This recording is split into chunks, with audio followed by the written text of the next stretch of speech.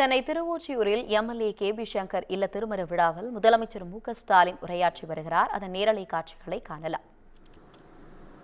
கலைஞருடைய நினைவிடத்தை போய் பார்க்கணும்னு நாங்கள் கூட கேட்கல, பார்த்தே தீரணும்னு அவரே கேட்டு முழுமையாக அத்தனையும் பார்த்துட்டு இது மாதிரி நான் எங்கேயும் பார்த்ததே இல்லை என்று பாராட்டிட்டு போனார். அதற்கு பிறகு நிகழ்ச்சிக்கு வந்து அவர் வந்தவுடனே ஒரு பெரிய அதிர்ச்சியை எங்களுக்கெல்லாம் கொடுத்தார். இந்த அரங்கத்தில் இருக்கக்கூடிய அத்தனை பேரும் எழுந்து நின்று கலைஞருக்கு மரியாதை செலுத்துங்கன்னு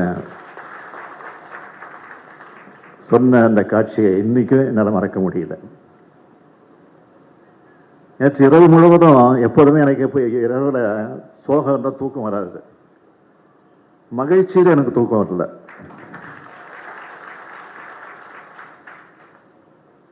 ஆக பாதுகாப்புத்துறை அமைச்சர் ராஜ்நாத் சிங் அவர்களோட நேற்றைய உரை உள்ளபடியே கூட்டணி கட்சி தலைவர்கள் பேசினா என்ன பேசுவாங்களோ அதை விட அதிகமா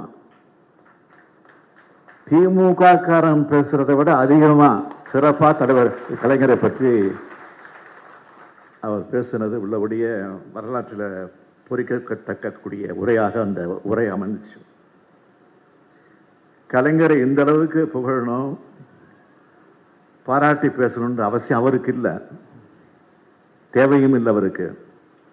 ஆனாலும் பேசினார் என்றால் உள்ளத்திலிருந்து உண்மையை பேசினார் அமைச்சர் ராஜ்நாத் சிங் அவர்கள். இதை சிலரால தாங்கிக்க முடியல.